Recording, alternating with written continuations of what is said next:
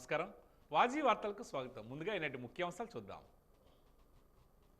ప్రజా వింతలను స్వీకరించిన మంత్రి కొండపల్లి, పరిష్కారమే ధ్యేయంగా ప్రభుత్వం పనిచేస్తుందని వెల్లడి.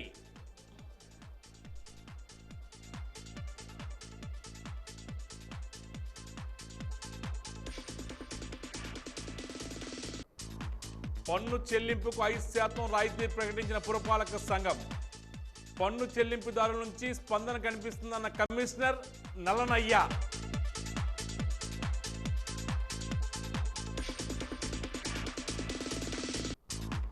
హెల్మెట్ ధరించకుండా యథేచ్ఛగా తిరుగుతున్న వాహన చోదకులు, ప్రేక్షక పాత్ర పోషిస్తున్న పోలీస్ యంత్రాంగం.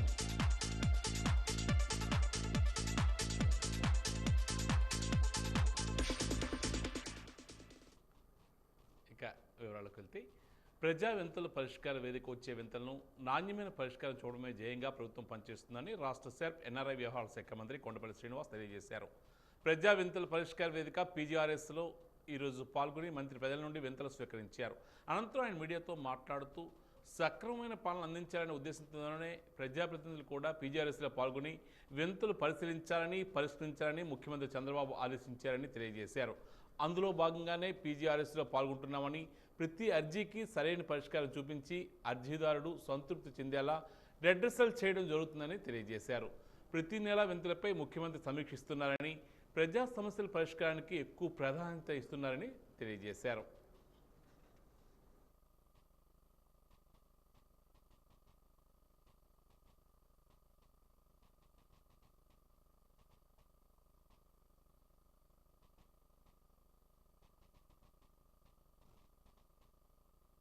పీజీఆర్ఎస్ ద్వారా చాలా గ్రీవెన్సెస్ తీసుకుంటున్నారు. అలాగే ఈరోజు కలెక్టర్ ఆఫీసులో వేదికగా, మరి మండల కేంద్రంలో ఎంఆర్ఓ ఆఫీస్ వేదికగా చాలా గ్రీవెన్సెస్ వస్తున్నాయి. ఇవన్నీ కూడా పరిష్కారం చూపిస్తూ పెద్ద ఎత్తున రాష్ట్ర పరిపాలనని స్ట్రీమ్లైన్ చేస్తున్నారు. చాలా ఇష్యూస్ని ఈరోజు ప్రజల తాలూకు ఇష్యూస్ అన్నీ కూడా ఈరోజు సాల్వ్ చేయడం జరిగింది. గ్రామ ఇష్యూస్ అవ్వచ్చు, వ్యక్తిగత ఇష్యూస్ అవ్వచ్చు, ఇవన్నీ కూడా ఈరోజు ప్రభుత్వం సాల్వ్ చేసే దశగా పనిచేస్తుంది. ఎందుకంటే ఈ పీజీఆర్ఎస్ సిస్టమ్ కూడా గౌరవ ముఖ్యమంత్రి వాళ్ళు వెరిఫై చేస్తున్నారు. సొల్యూషన్ ఎలాగిచ్చారు, ఏ రకంగా ఇచ్చారు, ఎటువంటి ఇష్యూస్ వస్తున్నాయి, దాని పరిష్కారం చూపిస్తున్నారు లేదా, ఇవన్నీ కూడా ఈరోజు. అలాగే ఈరోజు ఒక గ్రీవెన్స్ కూడా నేను కూడా అటెండ్ అవుతే బాగుంటుందని ఒక మంచి ఆలోచనతో ఈరోజు నేను కూడా కలెక్టరేట్ గ్రీవెన్స్లో నేను కూడా అటెండ్ అయ్యాను. ఇక్కడ ఇష్యూస్ కూడా గతంలో ఎక్కువ రెవెన్యూ ఇష్యూస్ వచ్చాయి. ఈరోజైతే నాకు పెద్దగా రెవెన్యూ ఇష్యూస్ అయితే చాలా తక్కువ, 10-20% ఆఫ్ ది ఇష్యూస్లో రెవెన్యూ ఉన్నాయి. మిగతా ఇష్యూస్ అన్నీ కూడా వాళ్ళ తాలూకు ఊరికి సంబంధించిన ఒక బీసీ వెల్ఫేర్ భవనం కావాలని, లేకపోతే ఒక చిన్న పెన్షన్ రాలేదనో, పెన్షన్ కొంతమంది ఇన్సూరెన్స్ గతంలో ఇన్సూరెన్స్ రాలేదని, లేకపోతే అక్రమ కట్టణ ఒకటి ఉంది, దాన్ని కొంచెం చర్య తీసుకోమని చెప్పి ఇలాంటి గ్రీవెన్స్ వస్తున్నాయి. ఇవన్నీ కూడా సంబంధిత ఆఫీసర్ని పిలిపించి వెంటనే దాన్ని సాల్వ్ చేయమని చెప్పడం జరిగింది. బొబ్బిలి మండల పరిధిలో ఉన్న గోపాలరాయుడుపేట, కాసిందర్ వలస, బొడ్డవలస పంచాయతీ పరిధిలో ఉన్న గిరిజన గ్రామాల సమస్యలను పరిష్కరించాలని కోరుతూ రైతు కూలీ సంఘం ఆధ్వర్యంలో ఆ సంస్థ రాష్ట్ర కార్యదర్శి దొంతులూరి వర్మ, కార్యవర్గ సభ్యులు శ్రీను నాయుడు నాయకత్వాన్ని ఈరోజు విజయనగరం కలెక్టరేట్లో ధర్నా నిర్వహించారు. ఈ సందర్భంగా వారు మాట్లాడుతూ బొబ్బిలి మండల పరిధిలో అనేక గిరిజన గ్రామాలు ఈనాటికి కూడా అభివృద్ధికి దూరంగా ఉన్నాయని తెలియజేశారు. గోపాలరాయుడుపేట పంచాయతీ పరిధిలో ఉన్న బట్టివలస గ్రామంలో గత 15 సంవత్సరాలుగా స్కూలు ఉన్నప్పటికీ దానికి సొంత బిల్డింగ్ కూడా లేదన్నారు. దీనివల్ల ఆ విద్యార్థులు గోపాలరాయుడుపేట వరకు 3 కిలోమీటర్లు నడిచి చదువుకోవాల్సిన పరిస్థితి ఏర్పడిందని చెప్పారు. కావున ఆ గ్రామానికి స్కూల్ బిల్డింగ్ నిర్మించినట్లయితే చుట్టుపక్కల ఉన్న గ్రామాల నుంచి 30 మంది విద్యార్థులు ఆ స్కూల్లో చదువుకుంటారని చెప్తున్నారు. ఎక్కడో అడవి ప్రాంతాల్లోనైతే వేయలేక ఇప్పుడు కొత్తగా మేము రోడ్లు వేస్తున్నామని చెప్పి ప్రభుత్వం, మన ఉప ముఖ్యమంత్రి గారు ఇవాళ అరకు పాడేరు వెళ్ళి రోడ్డు శంకుస్థాపన చేస్తామంటున్నారు. కానీ టౌన్కి అతి దగ్గరలో ఉన్నటువంటి ఆ గిరిజన గ్రామాలకి ఈ రోజు కూడా ఎందుకు రోడ్లు లేవు? ఇప్పటికైనా ఈ ప్రభుత్వం ఖచ్చితంగా స్పందించి ఆ గ్రామాలన్నింటికి కూడా రోడ్లు వేయాలని, కరెంటు వేయాలని, అదేవిధంగా గ్రామంలో స్కూల్ శాంక్షన్ అయింది. స్కూల్ పక్కా బిల్డింగ్ లేకపోవడంతో అది ఇవాళ పడిపోయే దశలో ఉంది. పాకేసుకుంటే ఆ పాక పడిపోయే దశలో ఉంది. అందుకనే స్కూల్ బిల్డింగు కూడా ఆ గ్రామానికి ఏర్పాటు చేయాలని, మంచినీళ్ళు కూడా లేనటువంటి గ్రామాలు కూడా ఇవాళ బొబ్బుల దగ్గరలో ఉన్నాయి. కాబట్టి ఈ కనీస సౌకర్యాలన్నింటినీ కూడా ఈ ప్రభుత్వం పట్టించుకొని వేయాలని చెప్పేసి మేము రైతు కూలీ సంఘంగా ఇవాళ ధర్నా కార్యక్రమాన్ని చేపట్టాము. ముఖ్యంగా ఈ జిల్లాకి ఐటీడీఏ లేకపోవడం కూడా గిరిజనులకు ఒక సమస్యగా ఉంది. గతంలో పాతపురం మన్యం జిల్లాలో ఇవాళ ఐటీడీఏ ఉంది, అది ఆ మన్యం జిల్లాకి వెళ్ళింది. ఇవాళ విజయనగరం జిల్లాకి ఐటీడీఏ లేకపోవడంతో ఇవాళ ఏ చిన్న సమస్య అయినా ఇవాళ కలెక్టర్ ఆఫీస్ రావాల్సిన పరిస్థితి వచ్చింది. దీన్ని గమనించి కనీసం గజపతినగరం కేంద్రంగా కూడా ఐటీడీఏ పెడితే ఇలాంటి కనీస సౌకర్యాలకి మేము ఐటీడీఏకి వెళ్ళే అవకాశం ఉంటుంది. ఈ ప్రభుత్వం దాన్ని కూడా ఆలోచించాలని చెప్పేసి మేము డిమాండ్ చేస్తూ ఉన్నాం. ఆర్థిక సంవత్సరానికి గాను పన్ను చెల్లింపుకు 5% రాయితీని ప్రకటించడంతో పన్ను చెల్లింపుదారులతో అనూహ్యమైన స్పందన కనిపిస్తుంది. ఈ మేరకు ఈరోజు విజయనగరం పురపాలక సంస్థ కార్యాలయంలో ఏర్పాటు చేసిన 2 ప్రత్యేక కౌంటర్ల వద్ద భారీగా ఆస్తి పన్ను చెల్లింపుదారులు తమ పన్నులను చెల్లిస్తున్నారు. ఈ సందర్భంగా కమిషనర్ నల్లనయ్య మాట్లాడుతూ ప్రభుత్వం 2025-2026 ఆర్థిక సంవత్సరానికి గాను పన్ను మొత్తాన్ని ఏక మొత్తంలో ఒకేసారి చెల్లించినట్లయితే ప్రభుత్వం 5% రాయితీని ప్రకటించిందని తెలియజేశారు. ఈ విషయమై విస్తృతమైన ప్రచారాన్ని కల్పిస్తున్నామన్నారు. ప్రజలకు వివరంగా తెలియపరిచే ప్రకటనలు ఏర్పాటు చేశామన్నారు. దీంతో అధిక సంఖ్యలో చెల్లింపుదారులు కార్యాలయానికి వచ్చి పన్నులు చెల్లిస్తున్నారని తెలియజేశారు మున్సిపల్ కమిషనర్.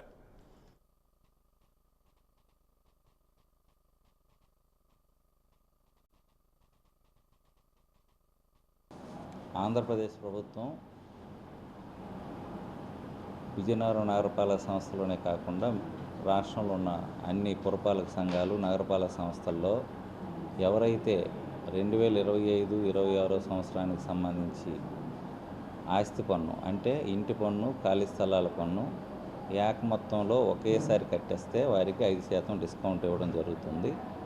కాబట్టి పన్ను చెల్లింపుదారులు అందరూ ఎవరైతే గత సంవత్సరం వినియోగించుకున్నారో ఈ అవకాశాన్ని వారు, అలాగే కొత్తగా ఈ అవకాశాన్ని జారవిడుచుకున్న వాళ్ళందరూ కూడా ఈ అద్భుతమైన అవకాశాన్ని వినియోగించుకొని 5% రాయితీ పొంది నగరపాలక సంస్థకి చెల్లించాల్సిన పన్నులు ఈ నెల 30వ తేదీలోగా చెల్లించాల్సిందిగా కోరుతున్నాను. Thank you. ఈ పన్నులు మా మున్సిపల్ ఆఫీసులో ఏర్పాటు చేసిన 3 కౌంటర్లోనే కట్టచ్చు. అంతేకాకుండా ప్రతి సచివాలయంలో కూడా మీరు పన్నులు కట్టే అవకాశం ఉంది. అక్కడ ఎడ్యుకేషన్ సెక్రటరీ ఉంటారు. కాబట్టి మీరు కట్టిన పన్నుకు తప్పనిసరిగా రిసీట్ తీసుకోవాలి. ఎట్టి పరిస్థితుల్లో కూడా రిసీట్ తీసుకోకుండా మీరు డబ్బులు ఇచ్చి వెళ్ళడానికి వీల్లేదు. ఎందుకంటే చాలామంది మా వాళ్ళు వచ్చినా కూడా తర్వాత రిసీట్ ఇస్తామని డబ్బులు ఇవ్వటం అట్లా చేయకండి. మీరు కౌంటర్కి వెళ్ళి రిసీట్ తీసుకోండి, లేదంటే సచివాలయంకి వెళ్ళి రిసీట్ తీసుకోండి. ఆన్లైన్ పేమెంట్స్ కూడా చేయొచ్చు. అలాగే పురమిత్ర యాప్ను ఉపయోగించి చేయొచ్చు. ఈ మోడ్స్ అన్నీ ఉన్నాయి. ఈ నెఫ్ట్ పేమెంట్ కూడా చేయొచ్చు. కాబట్టి ఇవన్నీ కూడా ఉపయోగించుకొని 5% ప్రభుత్వం కల్పించిన ఈ రాయితీని సక్రమంగా వినియోగించుకొని ఈ 30 ఏప్రిల్ 2025 లోపు మీ పన్ను బకాయిలన్నీ చెల్లించాల్సిందిగా కోరుతున్నాను. పోలీస్ గ్రేహౌండ్స్ శిక్షణా కేంద్రం ఏర్పాటు కోసం భూసేకరణ నిమిత్తం తమ గ్రామంలో ఏర్పాటు చేసిన గ్రామ సభలు గిరిజన రైతులకు వ్యతిరేకంగా చేసిన గ్రామ సభ తీర్మానం రద్దు చేయాలని ట్రైబల్ రైట్స్ ఫారం వ్యవస్థాపకుడు ఆర్ఎస్ వరహాల్ ద్వారా డిమాండ్ చేస్తున్నారు. కొత్తవలస మండలం అప్పన్నదొరపాలెం గ్రామంలో మన్నే దొరకు చెందిన గిరిజన రైతులు ప్రజా సమస్యల పరిష్కార వేదిక కార్యక్రమంలో జిల్లా కలెక్టర్కు వినతి పత్రాన్ని అందజేశారు. ఈ సందర్భంగా ఆయన మాట్లాడుతూ 2017-2018 సంవత్సరంలో కేంద్రీయ గిరిజన విశ్వవిద్యాలయం ఏర్పాటు కోసం 178 గిరిజన రైతుల నుండి భూసేకరణ చేసినప్పుడు తమ భూముల్లో 10 సంవత్సరాల కాలం నుండి మాత్రమే అనుభవంతో ఉన్నట్లు తప్పుగా నమోదు చేశారని చెప్పారు. వాస్తవానికి 4 తరాల నుండి అనుభవంలో తామంతా ఉన్నామని పేర్కొన్నారు. కావున దానికి సంబంధించిన సర్వే భూమి హక్కులను 1B అడంగల్లో చేర్పించాలని వారు కోరుతున్నారు. జీడి తోటలు వేసిన భూములను తమకు అప్పగించాలని కూడా కోరుతున్నారు. ఎటువంటి సంస్థలకు కానీ ఎటువంటి పెరేడ్ గ్రౌండ్స్ కానీ మేము ఇవ్వదలుచుకోలేదు. ఎందుకంటే మాకు జీవనాధారమైన జీడి తోటలు అక్కడే ఉన్నాయి కాబట్టి ఇంకెక్కడ మాకు అక్కడ తప్ప ఇంక ఎక్కడ కూడా సెంటు భూమి కూడా లేదు. అందుకనే తక్షణమే ఇక్కడికి వచ్చిన అధికారులు మా నుంచి జీడి తోటల్ని మమ్మల్ని వేరు చేయొద్దని చెప్తాను. ఎటువంటి భూమి కూడా ఇవ్వదలుచుకోలేదు. అందుకనే పోలీస్ పెరేడ్ గ్రౌండ్ కూడా మాకు వద్దని చెప్పేసి మేము కరాఖండిగా చెప్తున్నాం. ఇలాగ మమ్మల్ని దాటి వెళ్తే మేము పెద్ద ఎత్తున ధర్నాలు చేసి ఉద్యమాలు చేస్తామని మరి కోరుచున్నాం ప్రభుత్వాన్ని. గత నెల 24వ తారీఖున వచ్చి పోలీస్ గ్రేహౌండ్స్ శిక్షణ కేంద్రాన్ని మీ ఊర్లో ఏర్పాటు చేస్తాము కాబట్టి మీ భూములు ఇవ్వాలని చెప్పి గ్రామ సభ ఏర్పాటు చేశారు. ఆ గ్రామ సభలో గిరిజనులందరం కూడా 178 మంది రైతులు ఎవరైతే ఉన్నారో లిస్ట్ ప్రకారంగా అందరం కూడా మేము ఒకటే వ్యతిరేకించాం. మేము గిరిజన విశ్వవిద్యాలయానికి ఇస్తా ఉన్నాం తప్పితే ఇక దేనికి మేము ఇవ్వము, మా భూములు అయితే ఇవ్వము, మా భూములు ఖచ్చితంగా మీరు రావద్దు, ఎటువంటి అభివృద్ధి కార్యక్రమాలను పేరుతోనో లేదా ఏదైనా కంపెనీలు ఏర్పాటు చేస్తామో అని చెప్పి మీరు వస్తే మేము భూములు ఇచ్చేది లేదు. ఎందుకంటే ఈ భూములే మాకు జీవనాధారం. మీరు ఏమి ఇచ్చినా కానీ మా భూములు అయితే సెంటు భూమి కూడా మేము ఇవ్వము.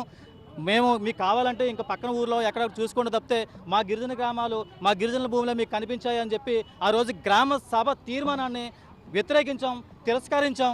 అయినప్పటికీ వాళ్ళు ఏం చేశారంటే ఒక 2-3 వ్యక్తులతో గ్రామ తీర్మానం జరిగినట్టు సంతకాలు చేసి ఉన్నతాధికారులు పంపించారు. కాబట్టి ఇలా తప్పుడు నివేదిక పంపించినటువంటి అధికారులకు కానీ అక్కడ ప్రజాప్రతినిధులపైన చట్టపరమైన చర్యలు తీసుకొని ఆ గ్రామ సభ తీర్మానాన్ని రద్దు చేయండి. జామి గ్రామంలోని 41 సెంట్ల భూమి ఆన్లైన్లోకి రావడం కోసం నాగరాజు అనే వ్యక్తి తమందరినీ భయభ్రాంతులకు గురిచేసి తమ వద్ద నుండి డబ్బులు తీసుకుంటున్నారని ఆ గ్రామ రైతులు ఆరోపిస్తున్నారు.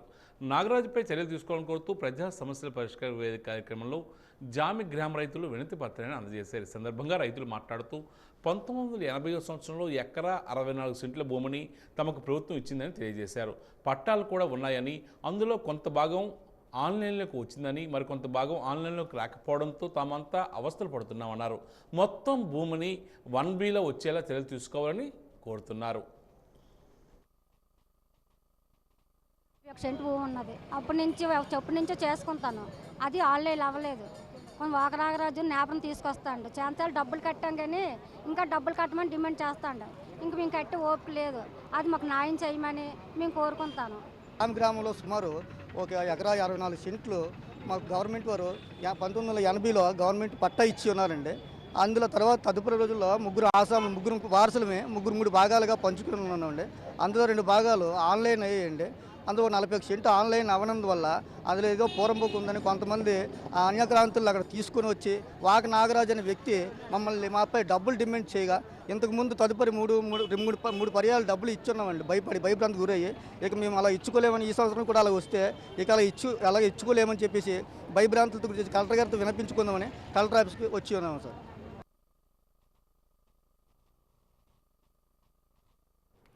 హెల్మెట్ ధరించండి, మీ విలువైన ప్రాణాలను కాపాడుకోండి.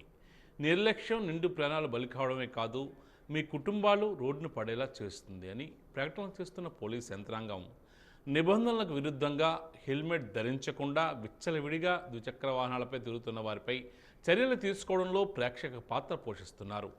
అధికారుల తీరుపై వాజీ న్యూస్ ప్రత్యేక కథనం మీకోసం. భద్రత మనిషి జీవితానికి నేస్తం అవుతుంది, లేదంటే జీవితం అస్తవ్యస్తం అవుతుంది. భద్రత కొన్ని వేల మంది ప్రాణాలను కాపాడుతుంది, నిర్లక్ష్యం నిండు ప్రాణాలను బలి తీసుకుంటుంది. మనిషికి భద్రత తోడుంటే ఆనందం మన వెంట ఉంటుంది. భద్రతా లక్ష్యాలను భవిష్యత్తులో నిర్మిస్తాయి. భద్రతా నియమాలు పాటించు, జీవన ప్రమాణాన్ని పెంచు. ఇవి జగమెరిగిన సత్యంగా ఇన్ని తెలిసినా ఎక్కడో మనలో ఉన్న నిర్లక్ష్యం, మితిమీరిన విశ్వాసం ప్రమాదాలకు గురి చేసి వేలాది కుటుంబాలు రోడ్డున పడేలా చేస్తుంది. నిత్యం ఎక్కడో ఒక చోట రోడ్డు ప్రమాదాలు జరుగుతూనే ఉన్నాయి. ప్రమాదాలను నివారించేందుకు రహదారులను విస్తరించడమే కాదు, భద్రత ముఖ్యం. అందుకే సుప్రీంకోర్టు ధర్మాసనం ఒక కీలకమైన తీర్పు ఇచ్చింది.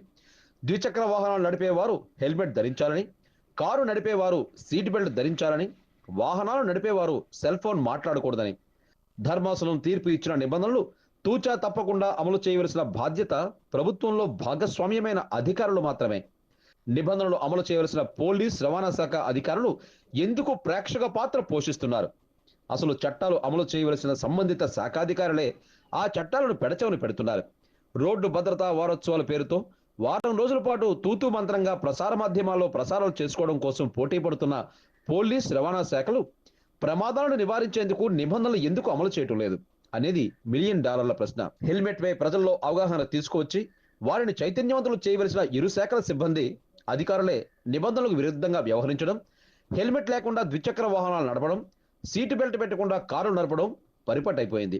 ద్విచక్ర వాహనాలపై ప్రయాణించే వారు తప్పనిసరిగా హెల్మెట్ ధరించాలని నిబంధనలు మన ప్రక్కనే ఉన్న విశాఖ, శ్రీకాకుళం జిల్లాలో తూచా తప్పకుండా అమలు చేస్తున్నా మన జిల్లాలో మాత్రం ఎందుకు అమలుకు నోచుకోవడం లేదు? చట్టాలను అమలు చేయవలసిన పోలీస్ యంత్రాంగం ప్రమాదం జరిగిన తర్వాత అయ్యో రామా అని సానుభూతి చూపించడం కన్నా ప్రమాదాలను నివారించే చర్యలు చేపట్టాలి. నిండు ప్రాణాలు కాపాడేందుకు రద్దీగా ఉన్న ప్రాంతాల్లో అవగాహన సదస్సులు ఏర్పాటు చేయాలి. లేదంటే డ్రంక్ అండ్ డ్రైవ్ కేసుల విషయంలో ఏ విధంగా పోలీసులు స్పెషల్ డ్రైవ్ చేపడుతున్నారో అదే తరహాలో స్పెషల్ డ్రైవ్లు నిర్వహిస్తే సాధ్యపడుతుందని పలువురు మేధావులు, విజ్ఞావంతులు తమ అభిప్రాయాన్ని వ్యక్తం చేస్తున్నారు. అయితే అసలు ప్రమాదాల నివారణకు ఎటువంటి చర్యలు తీసుకుంటున్నారు, ఎలాంటి కార్యాచరణ రూపొందించారు చూడాలి. మరి మనకి ఎక్కువగా చాలామంది హెల్మెట్లు లేకుండా డ్రైవ్ చేస్తున్నారు. హెల్మెట్లు లేకుండా డ్రైవ్ చేయడం అనేది చాలా ప్రమాదకరం. ఏమైనా చిన్న యాక్సిడెంట్ అయినా తల భూమికి తగిలి దానివల్ల హెడ్ ఇంజరీస్ అయ్యే ప్రమాదం ఉంది. హెడ్ ఇంజరీ అయితే మాత్రం చాలామంది కోమాలోకి వెళ్ళిపోయే పరిస్థితి ఉంది. హెల్మెట్ ధరిస్తే దాన్ని ఖచ్చితంగా మనం ఏ చిన్న యాక్సిడెంట్ అయినా హెడ్కి మనకి ప్రొటెక్షన్ ఉంటే ప్రాణాపాయం అనేది చాలా వరకు తగ్గుతుంది. మనకి ఈ మధ్యన అయిన యాక్సిడెంట్స్లో ఎక్కువ హెల్మెట్ లేకపోవడము, హెల్మెట్ ధరించకపోవడం వల్ల చాలామంది ప్రాణాలు కోల్పోవడం అనేది జరిగింది. అందరికీ హెల్మెట్ ధరించి మీ ప్రాణాలని కాపాడుకుంటారని, మరియు యాక్సిడెంట్స్ అయినప్పుడు మనకి ప్రాణ రక్షగా ఈ హెల్మెట్ అనేది చాలామందికి హెల్మెట్ పెట్టుకుంటే మేజర్ యాక్సిడెంట్స్ అంటే ఫ్యాటల్ యాక్సిడెంట్స్ అంటే డెత్ అయ్యే ఛాన్సెస్ తక్కువ ఉంటాయి.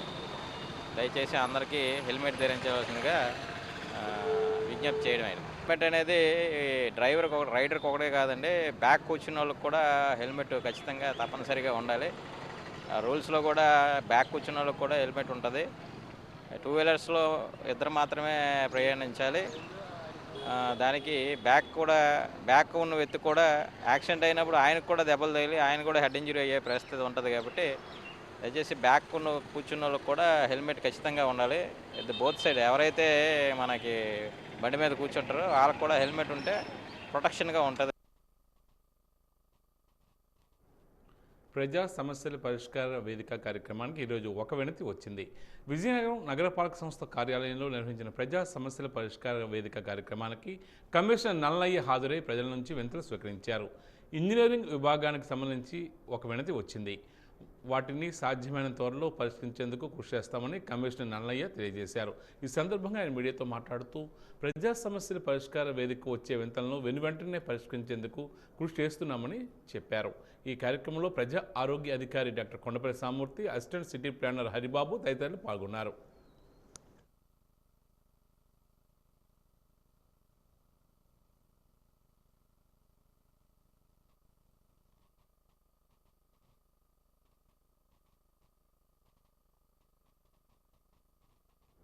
డెంకాడ మండలం మోదవలస గ్రామ పరిధిలోని మార్కెటింగ్ యార్డుకు చెందిన 21 ఎకరాల భూమిని వైసీపీ నాయకులు కబ్జా చేశారని మాజీ ఏఎంసీ చైర్మన్ కర్రోతు సత్యనారాయణ ఆరోపిస్తున్నారు. ప్రజా సమస్యల పరిష్కార వేదిక కార్యక్రమంలో వైసీపీ నాయకులపై చర్యలు తీసుకోవాలని కోరుతూ సత్యనారాయణ మంత్రి కొండపల్లి శ్రీనివాస్కు ఈరోజు వినతి పత్రాన్ని అందజేశారు. ఈ సందర్భంగా ఆయన మాట్లాడుతూ విచ్చలవిడిగా మార్కెట్ కమిటీ భూములను వైసీపీ నాయకులు ఆక్రమణ చేసుకుని కమర్షియల్ షాపులను కూడా నిర్మించారని ఆరోపించారు. తక్షణమే చర్యలు తీసుకోవాలని, ప్రభుత్వ భూమిని కాపాడాలని ఆయన కోరుతున్నారు.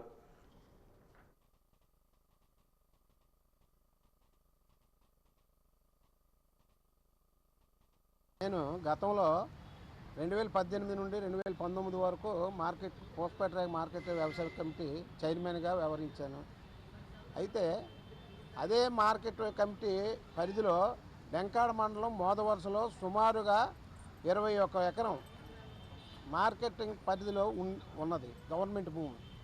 ఆ భూమిని కొంతమంది వైసీపీ నాయకులు మోదవలసకు చెందిన కొండైపాలెం మోదవలసకు చెందిన నాయకులు ఆ భూమిని ఆక్యుపై చేసి పర్మనెంట్ గోడలు వేసి కొబ్బరి మొక్కలు వేసి అలాగే రోడ్డు ఆనుకొని ఎన్హెచ్ 43 ఆనుకొని కొన్ని యొక్క షాపులు కట్టించి వాటికి కరెంట్ లేపించి వాటిని సుమారుగా 5,000 6,000కి అద్దెలకు ఇచ్చుకొని వ్యవహరిస్తున్నారు.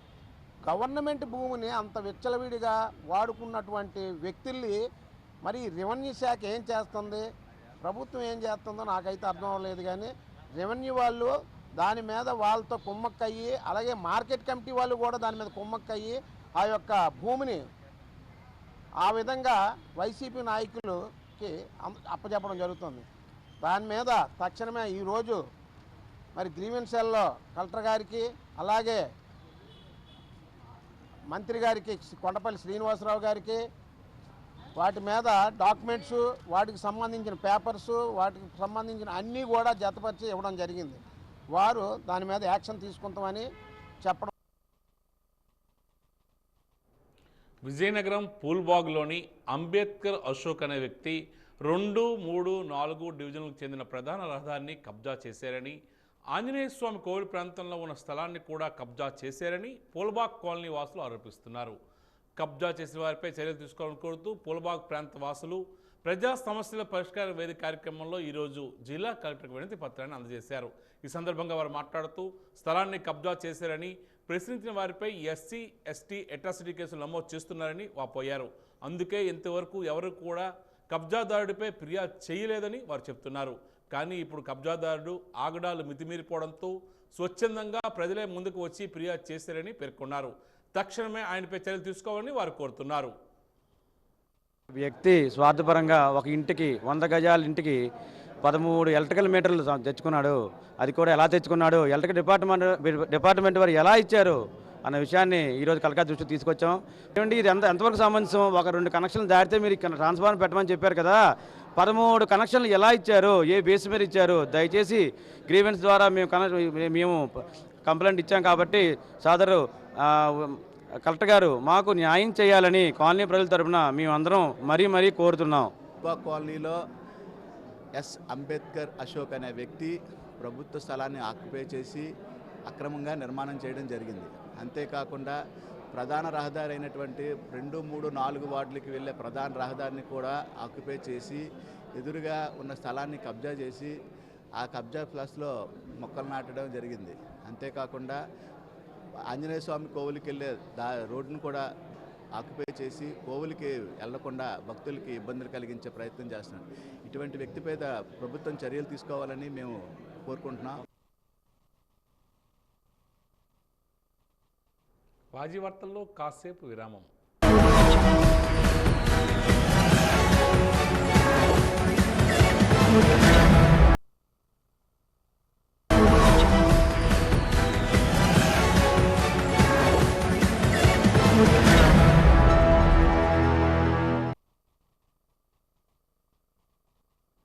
ఈ రోజు నుంచి ఇంటర్మీడియట్ మొదటి సంవత్సరం అడ్మిషన్లు విజయనగరం ప్రభుత్వ జూనియర్ కళాశాలలో ప్రారంభమయ్యాయని ప్రిన్సిపల్ వికేవి కృష్ణారావు పేర్కొన్నారు. ఈరోజు ఆయన వాజీ న్యూస్తో మాట్లాడారు. కళాశాలలో ఇంటర్మీడియట్ చదవడానికి మొత్తం 6 గ్రూపులు అందుబాటులో ఉన్నాయని తెలియజేశారు. 10వ తరగతి హాల్ టికెట్ చూపించి అడ్మిషన్ పొందవచ్చునని సూచించారు.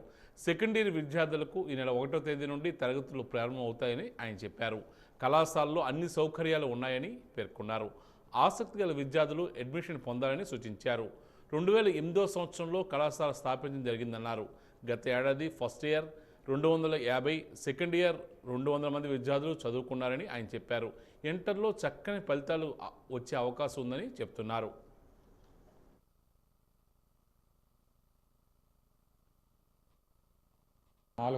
మంది పిల్లలు కళాశాలలో చదువుతున్నారు. ఈ కళాశాలలో నా జనరల్ గ్రూపులు ఎంపీసీ, బైపీసీ, సిఈసి, హెచ్ఈసి గ్రూపుల్లో ఇంగ్లీష్ మీడియం, తెలుగు మీడియంలో అడ్మిషన్లు నిర్వహించడం జరుగుతున్నది. అలాగే ఈ జనరల్ గ్రూపులతో పాటు వొకేషనల్ గ్రూప్స్ ఏమో ఓఏఎస్, ఎంఎన్డిఐటి గ్రూపులు కూడా ఈ కళాశాలలో ఉన్నాయి. మొత్తం 6 గ్రూపులు ఉన్నాయి. ఈ సంవత్సరం కొత్తగా 1వ తారీఖు నుంచి ఏప్రిల్ 23వ తారీఖు వరకు కళాశాల నిర్వహించడం జరుగుతున్నది. సెకండ్ ఇయర్ స్టూడెంట్స్కి ఏప్రిల్ 1 నుంచి 23వ తారీఖు వరకు క్లాసెస్ నిర్వహించడం జరుగుతున్నది. పిల్లలకు కావాల్సిన టెక్స్ట్ బుక్స్, నోట్ బుక్స్ మరియు బ్యాగులు, అలాగే పిల్లలకి ఈ సంవత్సరం కొత్తగా ప్రాక్టికల్ రికార్డులు కూడా అందజేయడం జరుగుతున్నది. కళాశాలలో పిల్లలకి రక్షిత మంచినీటి సదుపాయము, అత్యాధునిక ల్యాబొరేటరీస్, ఫిజిక్స్, కెమిస్ట్రీ, బాటనీ, జువాలజీలో అన్ని వసతులతో గల ల్యాబొరేటరీ సదుపాయాలు కూడా ఉన్నాయి.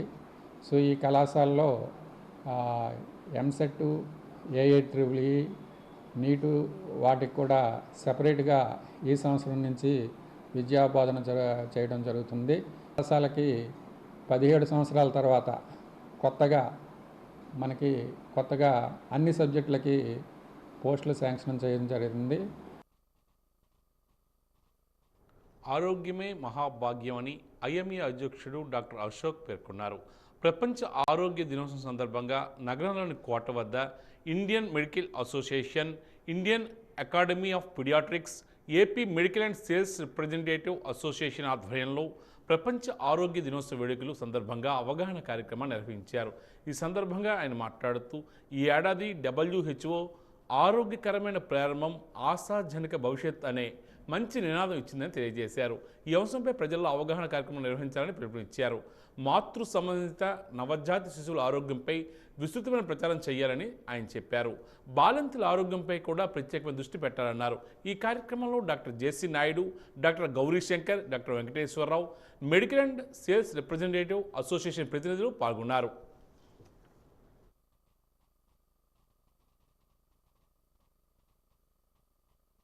ఇప్పటికీ junk foods, packaged foods, fast foods వీటి మూలంగానే చాలా వరకు అనారోగ్యం పాలవుతున్నారు. దాని మూలంగానే ఎక్కువ డిసీజెస్ అన్నీ వస్తున్నాయి. సో దాని మీద నియంత్రణ లేదు. ఆ నియంత్రణ ఎప్పుడైతే వస్తుందో ఆటోమేటిక్గా మనం ఆరోగ్యకరమైన ఆహారాన్ని మనం తీసుకోవడానికి అవకాశం ఉంటుంది. ఎస్పెషల్లీ పిల్లల్లో చిన్నప్పటి నుంచి ఆరోగ్యకరమైన ఆహారం గురించి, వాళ్ళ పద్ధతుల గురించి, ఎక్సర్సైజ్ గురించి, మంచి నిద్ర గురించి మన చిన్నప్పటి నుంచి మన పిల్లలు బోధిస్తే ఆటోమేటిక్గా మనం అనుకున్న ఫ్యూచర్లో మనం మంచి ఆరోగ్యకరమైన పౌరులు తీర్చడానికి అవకాశం ఉంటుంది. కాబట్టి ఇది అందరూ కూడా గమనించాలి. ఎవరి ఆరోగ్యం వాళ్ళ చేతిలోనే ఉంటుంది.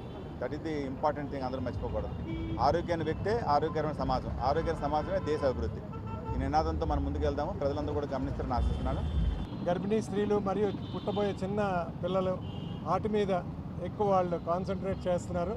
ఎందుకంటే వాళ్ళ ఆరోగ్యం, వాళ్ళ ఇది బాగుంటేనే మన బిగినింగ్ బాగుంటుంది. ఏ బిగినింగ్ అయినా హ్యూమన్ లైఫ్ బర్త్ తోటే ఉంటుంది. సో ఆ బిగినింగ్ తోటే మనకు బాగుంటుంది కాబట్టి ఫ్యూచర్ బాగుంటుందని వాళ్ళ ఉద్దేశం.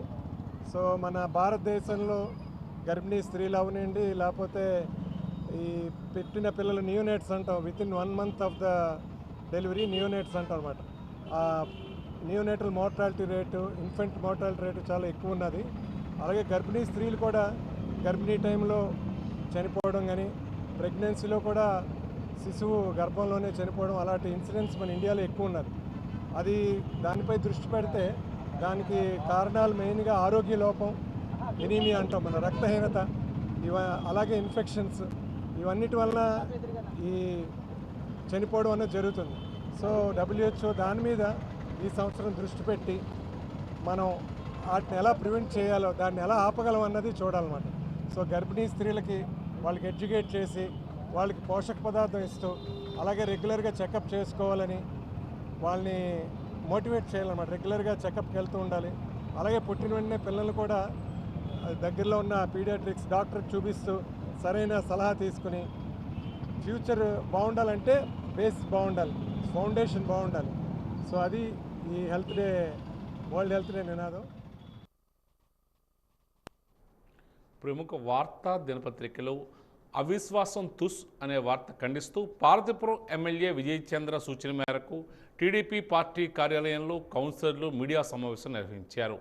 మాజీ వైస్ చైర్మన్ జయప్రకాష్ నారాయణ్ ఈ సందర్భంగా మాట్లాడుతూ, మా నాయకుడు ఎమ్మెల్యే బోనెల విజయ్ చంద్రపై కౌన్సిలర్పై విశ్వాసం ఉంది కాబట్టే అవిశ్వాస తీర్మానానికి వెళ్ళాం.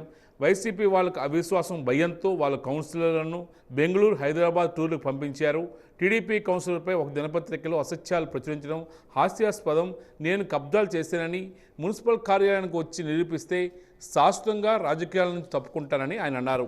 తాము ప్రభుత్వ ఉద్యోగులుగా పనిచేస్తున్నామని పత్రికల్లో అసత్యాలను ప్రచురించారని, తాము పనిచేస్తున్నట్టు నిరూపిస్తే రాజీనామా నుంచి తప్పుకుంటామని 7వ వార్డు, 24వ వార్డు కౌన్సిలర్లు వైసీపీకి సవాలు విసిరారు. ఈ మీడియా సమావేశంలో పట్టణ అధ్యక్షుడు రవికుమార్, టీడీపీ కౌన్సిలర్లు పాల్గొన్నారు. 7వ వార్డు బొత్స ఆనందరావు అనే నాపై ఏదైతే అభియోగం వచ్చిందో దాన్ని నేను ఖండిస్తున్నాను. ఎందుకంటే దౌర్జన్యాలు, కబ్జాలు ఎవరు చేస్తారో అవి అందరికి తెలిసిందనే. గత ప్రభుత్వంలో ఎవరెవరు చేశారనే విషయాలు కూడా మాకు తెలుసు. కానీ ఈరోజు వాళ్ళు స్వేచ్ఛగా తిరుగుతూ నాపై లేనిపోని అభియోగాలు పెట్టి నన్ను ఇలా కించపరిచేలా వాళ్ళకి పత్రిక ఉందని చెప్పి అందులో నన్ను కించపరిచే విధంగా ఇలా రాయడం అనేది సమంజసం కాదు. ప్రభుత్వం శాంక్షన్ చేసినటువంటి జాగా అప్పుడు ప్రభుత్వంలో పేదలందరికీ ఇచ్చిన ఇల్లులో భాగంగా వచ్చిన సైట్ కాకుండా మేము ఎక్కడో కూడా షెడ్డు భూమి కూడా కబ్జా చేయలేదు. ఏదైతే కబ్జా చేసామని చెప్పిన వ్యక్తులు మేము రేపు 11 గంటలకి మున్సిపల్ ఆఫీస్కి కమిషనర్ ఛాంబర్లో ఉంటానో ఎవరైతే ఆ అభియోగం చెప్పారో వాళ్ళు 11 గంటలకు వచ్చి నిరూపించగలిస్తే ఈ పార్వతీపురం పట్టణ ప్రజలందరూ కూడా నేను క్షమాపణ కోరుకుంటూ రాజకీయాల నుంచి కూడా తప్పుకుంటానని ఈ సందర్భంగా తెలియజేసుకుంటూ సెలవు తీసుకుంటున్నాను. ఆధ్వర్యంలో 18 మంది కౌన్సిలర్లు ఎక్స్ అఫీషియల్ మెంబర్ అయిన మా ఎమ్మెల్యే గారు విజయ్ చంద్ర గారి సంతకాలతో 19 మందితో మేము కమిషనర్ గారు ఎదురుగా కమిషనర్ గారు కూడా ప్రతి ఒక్కరికి పిలిచి మీరు ఏ వార్డు ఆ వార్డు కౌన్సిలర్ అవునా కాదు బుక్లో చెక్ చేసుకుని అతను ఎదురుగా సంతకాలు చేయించుకున్నారు. ఈ సంతకాలు చేయించుకోవడం కాక జాయింట్ కలెక్టర్ గారి దగ్గర కూడా సమక్షంలోనే మీరు సంతకాలు చేసి పేపర్లు కూడా ఇవ్వడం జరిగింది. ఆయన సమక్షంలో జరిగింది ఇది. ఇవి 4-3 సంతకాలు దొంగ సంతకాలని మీరు చేస్తున్నారు కాబట్టి ఎవరైతే అభియోగం చేస్తున్నారో వాళ్ళ మీద మేము డిపార్ట్మెంట్ సూట్ వేయడం కూడా వెనకాల చేయట్లేదు. ఇవాళ టీడీపీ పార్టీ తరఫున లీగల్ సెల్ చాలా స్ట్రాంగ్గా ఉంది. మేము లీగల్ సెల్ దృష్టికి తీసుకెళ్ళి ఎవరైతే ఆరోపణలు చేస్తారో వారిపైన చట్టపరమైన చర్యలు తీసుకోవడం కూడా తీసుకుంటారు. పార్వతీపురం మంజం జిల్లా కురుప మండలం మూలిగూడ జంక్షన్ వద్ద ఎదురెదురుగా వస్తున్న 2 బైకులు ఢీకొని ప్రియాంక అనే మహిళకు తీవ్ర గాయాలయ్యాయి. స్థానికులు వెంటనే కురుపం సామాజిక ఆరోగ్య కేంద్రానికి తరలించి చికిత్స అందిస్తున్నారు. ఈ ప్రమాదంలో వాహన చోదకులకు కూడా స్వల్ప గాయాలు కావడంతో ఊపిరి పీల్చుకున్నారు.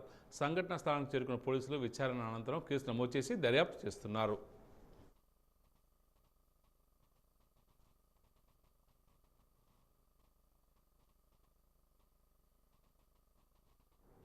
ఆర్టీసీలో అక్రమ సస్పెన్షన్ నిలిపివేయాలని ఎస్డబ్ల్యూఎఫ్ యూనియన్ డిమాండ్ చేస్తుంది. ఆర్టీసీ డిఎం వైఖరిని నిరసిస్తూ పార్వతీపురం డిపో గేటు వద్ద నిరసనను ఎస్డబ్ల్యూఎఫ్ నిరసనకు సిఐటియు మద్దతు తెలిపింది. అనంతరం యూనియన్ నాయకులు మాట్లాడుతూ పార్వతీపురం ఆర్టీసీ డిపోలో డిపో మేనేజర్ కార్మికుల పట్ల అనుసరిస్తున్న తీరు సరైంది కాదని, చట్ట వ్యతిరేక కార్యకలాపాలను ప్రశ్నించిన కార్మికులకు సస్పెండ్ చేయడం అన్యాయమని స్టాఫ్ అండ్ వర్కర్స్ యూనియన్ రాష్ట్ర కార్యదర్శి సీతాలక్ష్మి అన్నారు. ఏఎస్టీ బాబుపై విధించిన అక్రమ సస్పెండ్ను ఎత్తివేయాలని పార్వతీపురం ఎస్డబ్ల్యూఎఫ్ యూనియన్ ఆధ్వర్యంలో సోమవారం ఆర్టీసీ కాంప్లెక్స్ డిపో గేట్ వద్ద నిరసన కార్యక్రమం నిర్వహించారు. డిపో మేనేజర్ కార్మికులకు 1/2019 సర్కులర్కు విరుద్ధంగా సస్పెండ్ ట్రాన్స్ఫర్లు చేస్తున్నారని, ఇది చాలా అక్రమమైన చర్యని పేర్కొన్నారు. ఏఎస్టీ బాబు గత నుండి డిపోలో జరుగుతున్న అనేక అక్రమ పనులను అడ్డుపడుతూ ప్రతి చట్ట వ్యతిరేక కార్యకలాపాలను వ్యతిరేకిస్తూ ఉండడంతో ఓడీ కండక్టర్ జేఎం రావుతో తప్పుడు కంప్లైంట్ రాయించుకుని దాని ఆధారంగా ఏఎస్టీ బాబును సస్పెండ్ చేయడం అన్యాయమని పేర్కొన్నారు. ఈ అన్యాయమైన చర్యను స్టాఫ్ అండ్ వర్కర్స్ యూనియన్ రాష్ట్ర కమిటీ తీవ్రంగా ఖండిస్తుందని తెలియజేశారు. ఎస్డబ్ల్యూఎఫ్ యూనియన్ పట్ల డిపో మేనేజర్ కక్షపూరితమైన చర్య చేపడుతున్నారని, దీన్ని మానుకోవాలని వారు కోరుతున్నారు. రాష్ట్రంలోనే ఎక్కడా లేని విధంగా 30 రూపాయల కలెక్టెడ్ కేసులకు కూడా ఆ కలెక్టెడ్ కేసు కూడా నాట్ ప్రూవ్డ్ అని కాదు, అన్యాయంగా బనాయించినటువంటి 30 రూపాయలు కలెక్టెడ్ కేసులకు కూడా సస్పెండ్ చేసినటువంటి ఘనత ఈ డిపో మేనేజర్ గారిదే. ఇది ఎక్కడ ఆర్టీసీ 130 డిపోలు ఉన్నాయి కానీ ఎక్కడా జరగలేదు. 30 రూపాయలకి సస్పెండ్ చేసిన విధం ఎక్కడా జరగలేదు. ఇది పార్వతీపురం డిపో మేనేజర్ గారికి ఈ అవార్డు దక్కింది. ఇటువంటి ఈ అక్రమ సస్పెన్షన్ని ఎత్తివేయాలని, అలాగే 281 చార్టు చాలా లోపభూయిష్టంగా నడుస్తుంది కాబట్టి 281 చార్టుని సక్రమంగా నడపాలని చెప్పేసి అతను చాలాసార్లు వినతి పత్రాలు ఇచ్చారు, విజ్ఞప్తులు చేశారు, అడిగారు. అయినా సరే అక్కడ మార్పు అనేది లేదు. ఎవరికి లీవ్ ఇస్తున్నారో తెలియదు, ఎవరు ఆబ్సెంట్ అవుతున్నారో తెలియదు, ఎవరు సిక్కులో ఉన్నారో తెలియదు, ఎవరి డ్యూటీకి ఎవరు వెళ్తున్నారో తెలియదు, అసలు చార్జ్ డ్యూటీకి ఎంతమంది వెళ్తున్నారో తెలియదు, ఎంతమంది డీవియేషన్లో తీసుకుంటున్నారో తెలియదు. కాబట్టి ఇవన్నీ కంటకు కట్టినట్లుగా అవన్నీ 281 చార్ట్ ఇలా చూసిన వెంటనే ఇవన్నీ మనకు తెలియాలి. కానీ అవన్నీ తెలియకుండా ఉండడం కోసం ఆ 281 లోపభూయిష్టంగా నడపడం కోసం ఒక ఉద్దేశపూర్వకమైనటువంటి వాతావరణంతో ఈ డిపో మేనేజర్ గారు ఉన్నారు. అన్ని యూనియన్లకి కార్మికులు అందరికీ అందుబాటులో ఉంచేస్తుంటే 281ని చాలా జాగ్రత్తగా పటిష్టంగా సీక్రెట్గా రన్ చేయడంలో ఉన్నటువంటి ఆంతర్యం ఏంటో మాకైతే అర్థం కాలేదు. అది ఈ ఏఎస్టీ బాబు గారు అడిగారు, అక్రమంగా సస్పెండ్ చేశారు. ఒక మహిళను చూడకుండా కూడా ఆ అమ్మాయికి ఒక వికలాంగుడు పిల్లలు ఉన్నారని చెప్పేసి కేసు చూడకుండా కూడా ఎక్కడికో పంపించి విజయనగరం డిపోకి పంపించి ట్రాన్స్ఫర్ చేసి సస్పెండ్ చేసి ట్రాన్స్ఫర్ చేస్తే కనుక ఆ అమ్మాయి ఎంత ఇబ్బంది పడుతుంది. ఒక మహిళకి ఒక మహిళే శత్రువు అన్నట్లుగా ఈరోజు ఈ డిపో మేనేజర్ గారి వ్యవహారం మనకు కనబడతా ఉంది. కాబట్టి వెంటనే ఏఎస్టీ బాబు గారు అక్రమ సస్పెన్షన్ని ఎత్తివేయాలని చెప్పేసి స్టాఫ్ అండ్ వర్కర్స్ ఫెడరేషన్గా మేము డిమాండ్ చేస్తూ ఉన్నాము. పార్వతీపురం మున్సిపాలిటీ పరిధిలోని శ్రీరామ కళ్యాణ వేడుకలు ఘనంగా నిర్వహించారు. రాములవారి పట్టాభిషేకం పురస్కరించుకొని సీతారాముల విగ్రహాలను ఎడ్ల బళ్లపై పట్టణ పురవీధుల మీదుగా ఊరేగింపుగా మేళతాళాలతో అంగరంగ వైభవంగా ఊరేగింపు కార్యక్రమాన్ని నిర్వహించారు. రామ శ్రీరామ జై శ్రీరామ్ అనే నినాదాలతో పార్వతీపురం పట్టణం హోరెత్తింది. ర్యాలీలో అధిక సంఖ్యలో భక్తులు పాల్గొన్నారు.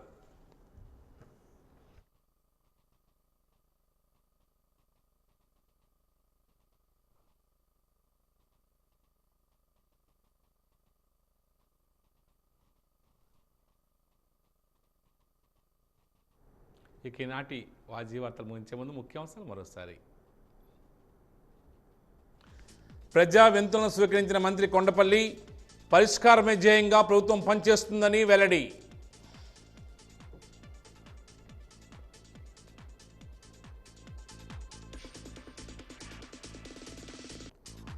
పన్ను చెల్లింపుకు 5% రాయితీ ప్రకటించిన పురపాలక సంఘం. పన్ను చెల్లింపుదారుల నుంచి స్పందన కనిపిస్తుందన్న కమిషనర్ నలనయ్య.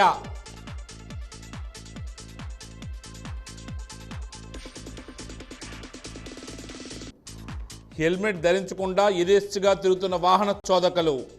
ప్రేక్షక పాత్ర పోషిస్తున్న పోలీస్ యంత్రాంగం.